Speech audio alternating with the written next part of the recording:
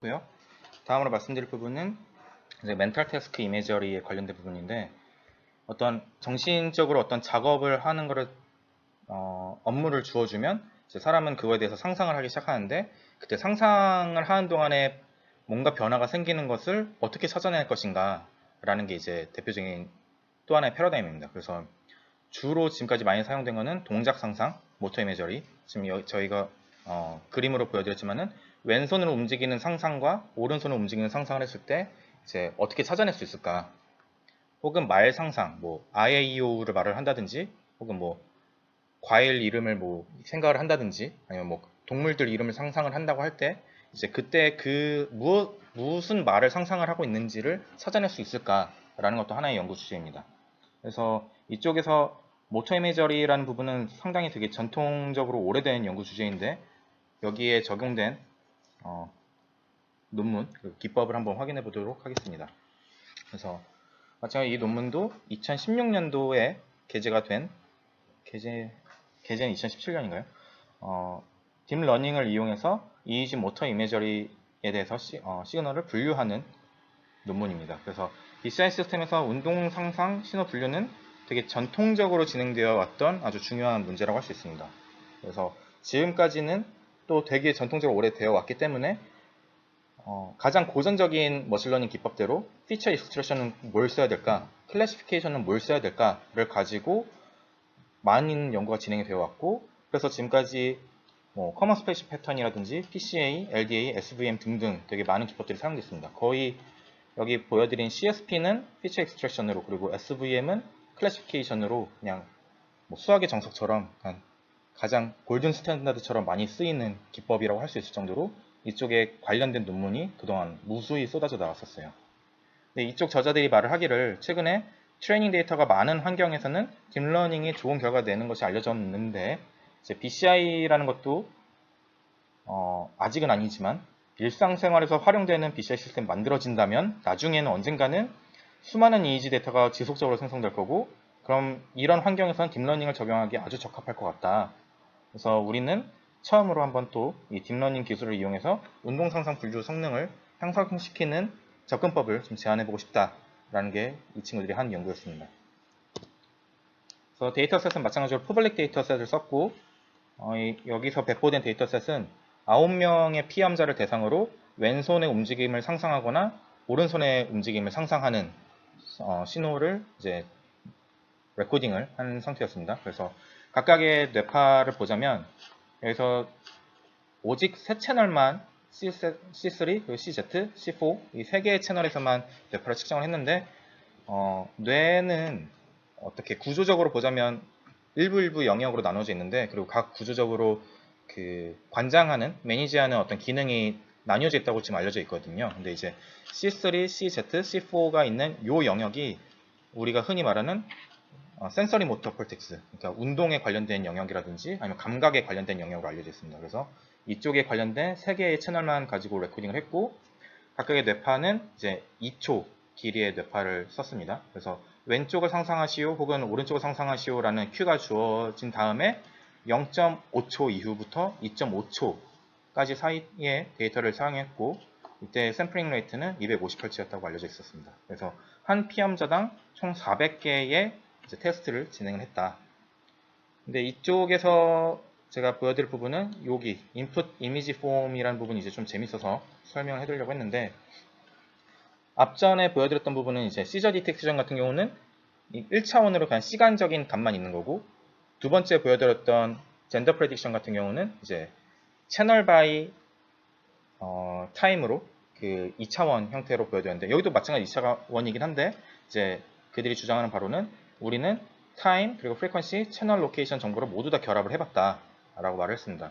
다시 말하면은 이제 STFT Short Time Frame Transform을 적용을 했는데, 이 3개 채널 각각에 대해서 2초짜리 데이터니까 500개의 타임 샘플이 있는데, 이 타임 축에 대한 신호를 STFT를 넣어서 돌렸더니 프리퀀시 타임 이미지로 257 x 32가 나왔다. 근데 이제 모터 이미저리에서 가장 중요한 게 많이 사용되는 영역인 뮤 대역이랑 베타 대역에 관련된 포인트만 뽑아냈더니 이제 각각의 채널마다 31 x 32짜리 요 이미지가 나타났다. 이게 31 x 32라는 거고요. 이거를 세 채널을 모두 합쳐서 하나의 이미지를 구성했더니 93 x 32 형태의 이미지를 가지고 우리는 모터 이미저리 분류에 사용을 했다라는 내용입니다. 그래서 아키텍처를 보자면 먼저 첫 번째로 제안한 것은 CNN 구조. 그래서 이 CNN 구조에서 우리가 볼 만한 점은 앞에 젠더 프레디션과 다른 점은 시간축으로만 컨볼루션을 진행했다는 부분입니다. 그래서 이제 보여드렸지만 여기가 이제 채널 1, 2, 3 채널 3개가 있고 각각의 이제 주파수 범위가 있는데 컨볼루션 필터를 이렇게만 움직이게 만들어 놨습니다. 그래서 일정 시간 대역의 일정 시간 타임에서 그 주파수와 그 동일한 모든 채널 정보를 가지고 컨볼루션을 할 수 있도록 했고, 이제 필터는 총 30개를 사용했고, 실험적으로 이제 93, 여기가 이제 93이니까 93by 1부터 93by 5까지 해봤더니 93by 3이 제일 좋았다 라고 밝혔습니다. 그래서 맥스 풀링은 이 상태에서 10by 1로 진행을 해서 3개씩 뽑아냈고, 마지막에 2개는 왼쪽인지 오른쪽인지 찾는 구조입니다. 그래서 배치 사이즈 50으로 300런 동안 학습을 했다. 이게 첫 번째 CNN 구조고, 두 번째는 스택트 오토 인코더 SAE를 가지고 사용한 구조인데 900개의 인풋 뉴런부터 시작을 해서 마지막 2개 아웃풋까지 총 6개의 중첩된 네트워크를 사용하였습니다. 사실 제 개인적으로는 왜 굳이 SAE를 썼는지는 잘 모르겠습니다. 왜냐면 뭐 그냥 딥뉴럴 네트워크를 그냥 6레이어짜리를 써도 될 것 같은데 SAE를 썼다고 했고, 각각을 구성하는 오토인코더층은 언슈퍼바이즈드 방식으로 통해서 개별적으로 학습을 하게 되는데, 먼저 2층 먼저 학습하고 그 다음 여기 2층 학습하고 2층을 학습하고 이런 식으로 하는 과정이 있는데, 이때 동안에는 이제 배치 사이즈 20에 200런 동안 학습을 하고 마지막에 파인 튜닝 과정으로 전범위에 대해서 학습하는 과정을 배치 사이즈 40에 200런 동안 재학습을 했다라는 게 이제 두 번째 구조였고요. 마지막 세 번째는 Combined CNN 그리고 SAE였습니다. 그래서 앞에 보여드렸던 93by 32에서 똑같은 필터를 사용해서 이렇게 컨볼루션 레이어까지 뽑아낸 다음에 여기를 SAE에다 넣어서 마지막까지 도출하는 과정을 보여준 놈입니다. 그래서 이 세 개를 보면 뭐 사실 구조를 세 개를 보여줬다는 말은 첫 번째 거 아니면 가장 마지막 거가 제일 좋은 성능을 보여줬을 텐데, 제가 느끼기에는 마치 그렇게 느껴졌습니다. 이 저자들은 처음 논문을 제출했을 때 왠지 이거 하나만 제출했을 것 같은데, 리뷰어가 요것도 보고 싶고 요것도 보고 싶은데 하니까 이제 요거 하나씩 만들어 본 느낌이 아주 강하게 든 논문이었습니다.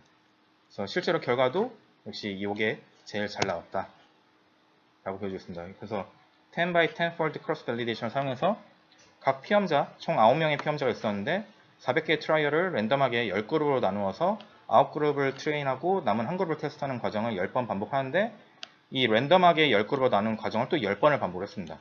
그렇게 해서 이제 전체 크로스 밸리데이션 진행을 했고, 그래서 여기서 말씀드린 부분은 마찬가지 역시나 생각한 대로 이 구조를 썼더니 제일 성능이 좋더라 였고, 여기서도 일종의 약간의 비주얼라이제이션, 그러니까 학습된 필터 30개, CNN에서 학습된 필터 30개를 확인을 해봤더니 이런 게 있었고, 이 중에서 우리가 해석을 해봤더니 3번, 8번, 10번 같은 필터는 되게 복잡한 필터를 좀 찾아내는 구조인 것 같다. 시간축에 대해서도 3개고 이제 채널 3개랑 각각의 주파수 범위에 대해서 되게 다채로운 패턴이 나타나는 걸 보니까 되게 복잡한 패턴을 좀 찾아내는 친구인 것 같고, 이제 7번, 9번, 12번, 14번 필터 같은 경우는 너무 눈에 띄게 어떤 패턴이 눈에 보이는 걸 봐서는 특정 주파수 대역이라든지 아니면 특정 채널에 가중치를 주는 구조를 지네들 스스로 학습을 한 것 같다 라는 게 이들의 결론이었습니다. 모터 이미지를 관련해서 질문 있으시면 질문해 주시면 될 것 같아요. 네, 딱 거기까지만 얘기가 나왔어요. 네.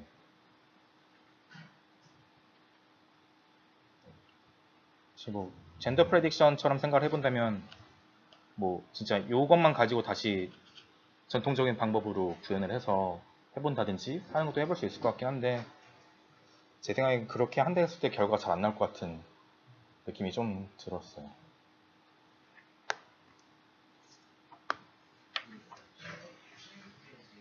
16페이지요. 네네. 네.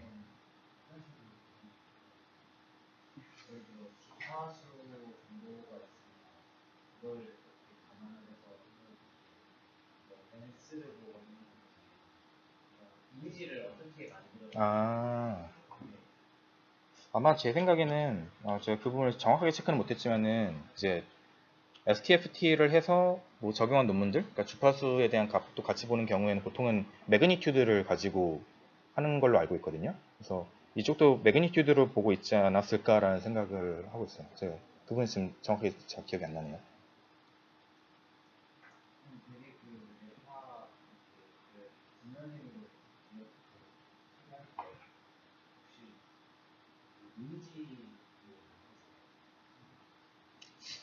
많이, 네.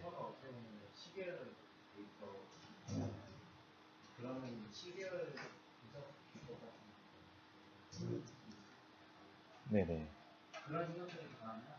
네, 맞아요. 그렇죠, 그렇죠. 네. 왜 일단은 CNN 구조 지금 제가 말씀드렸던 부분에서 어디부터 말씀드려야 될까요? 일단은 그 TFD, 그러니까 지금 보여드린 것처럼 시간축의 데이터를 TFD로 해서 변환해서 보는 거는 EEG에서 제가 본 바로는 꽤 많았어요.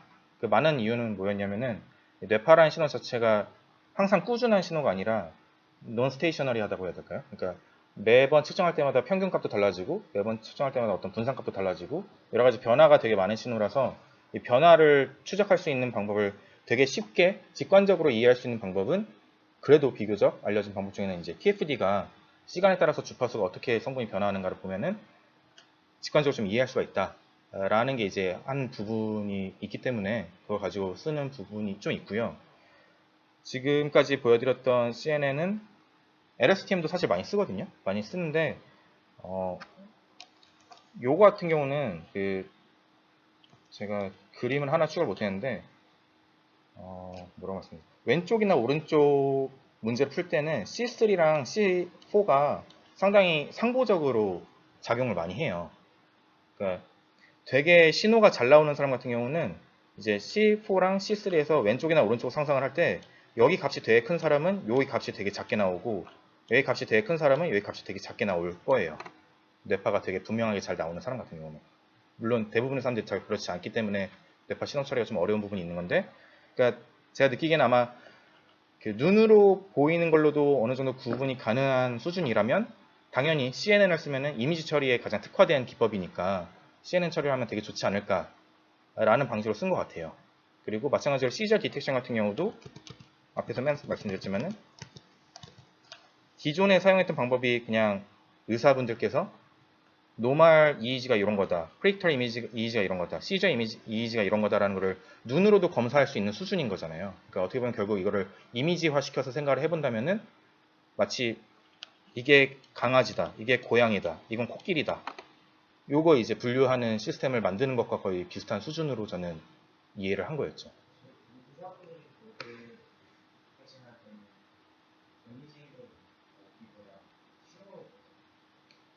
이 EEG 자체를 신호로 보는데 제가 시저를 어떻게 판별하는지는 정확히 모르겠지만 예전에 슬립을, 그러니까 수면 상태, 그 뭐 램 수면 상태라든지 NREM 수면 상태라든지 이거를 보는 거를 제가 한번 본 적이 있었는데 그쪽에서 이제 아까 보여줬던 대로 STFT 같은 기법을 써서 이제 그 시간축과 주파수가 어떻게 변화하는지를 가지고 일일이 체크하세요.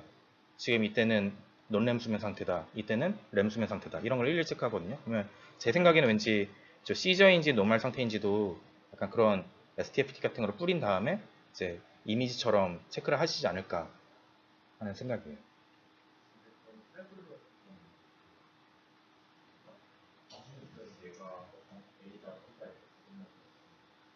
그 의대 쪽에서요? 의료계에서 아니면 왼쪽 오른쪽 상상 말씀하시죠? 왼쪽 오른쪽 상상 같은 경우는 그래서 이제 실험을 할 때 이제 왼쪽을 상상하세요라는 게 이제 모니터 화면에 지시가 나오면 그때 왼손을 상상하는 거를 어느 정도 레코딩을 하고 좀 쉬었다가 다시 지시가 랜덤하게 오른쪽 손 움직이는 거 상상하세요 하면 이제 오른쪽으로 상상하는 거를 이제 손 움직임을 하고 이런 걸 이제 데이터베이스화 시켜놓죠.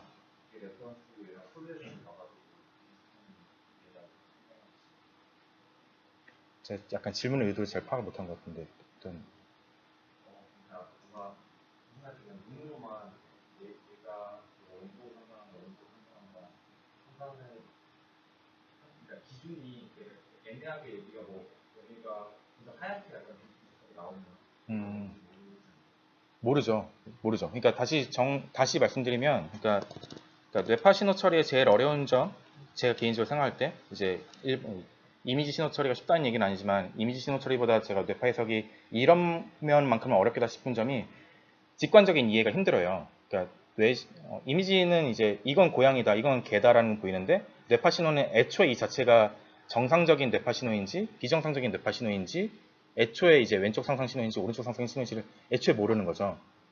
애초에 모르는 건데, 그렇기 때문에 이제 실험을 할 때, 이제 왼쪽을 상상하세요, 왼손 움직임을 상상하세요 하는 동안 어떤 데이터를 레코딩을 해서 요거 하나 만들어 놓고, 오른손을 이제 상상해 보세요 하면 또 레코딩을 해서 어떤 신호 만들어 놓고, 이제 이거를 반복하다 보면 이게 데이터셋이 세그멘트가 그냥 쌓이겠죠. 뭐 이거 한 50개 있고, 요것도 이렇게 하면은 측정 값이 한 50개 있고, 그럼 이제 요거 가지고 그 다음에 이제 분석을 하는 거죠. 마찬가지로. 과연 여기 신호 사이의 패턴과 여기 신호 사이의 패턴이 뭐가 다를까? 이제 이걸 탐구해 나가는 거죠. 이해가 되셨는지 모르겠네요.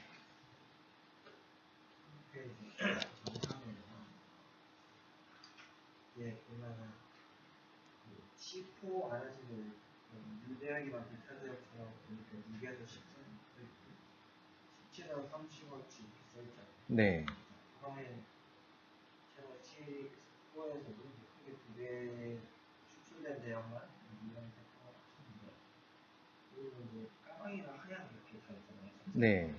그러니까 바꿔 얘기하면 이게 어떤 이미지 형태로 하려면 우리가 저희가 눈으로 비주얼라이제이션을 하려면 0에서 250을 까망에서 하얀 사이 값을 어떤 값을 줘야지 저희가 저 사진처럼 볼 수 있을 건데 그거를 저 측정에서 나오는 시그널은 또 범위가 다르잖아요. 네.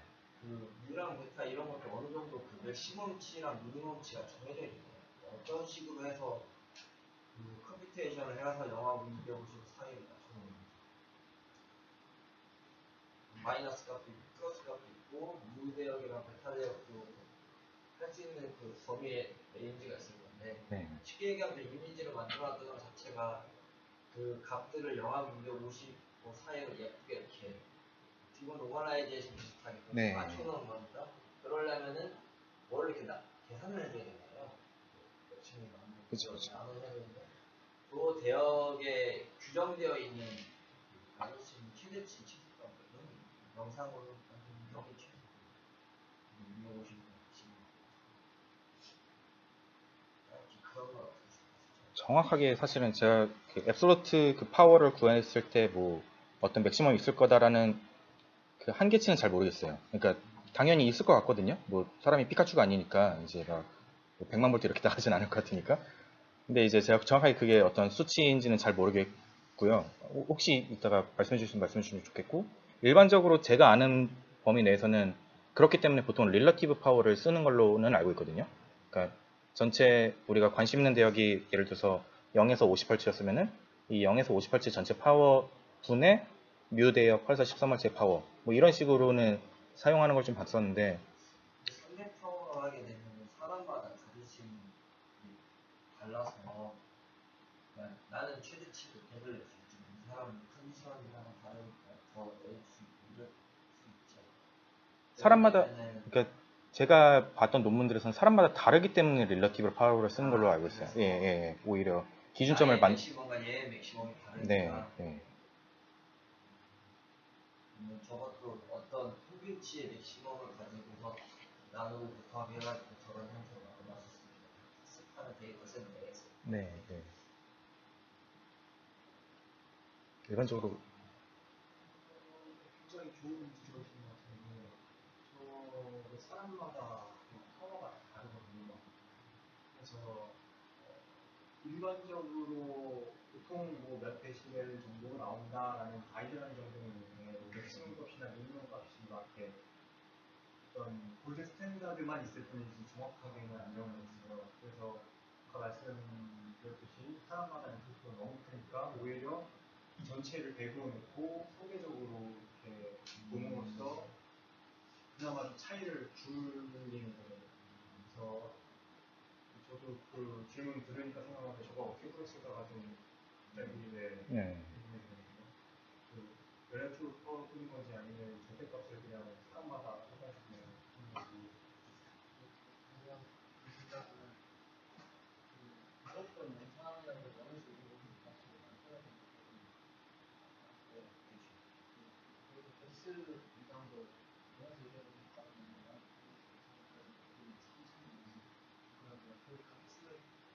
활용할 때는 그 실제 다시 들어가는 거 비전할 때 잘 때는 네.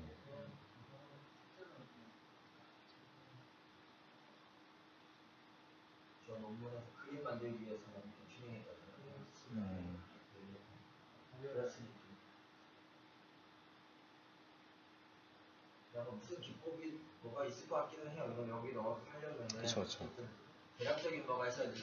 그냥 넣으면은 쟤는 마이너스 맞아요. 네. 3천인데 쟤는 플러스 만 이렇게 되는.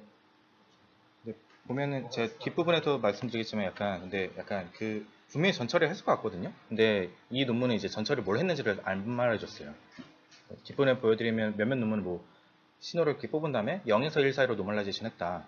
뭐 그런 식의 논문들이 뒷부분에 좀 몇 개 있을 거예요.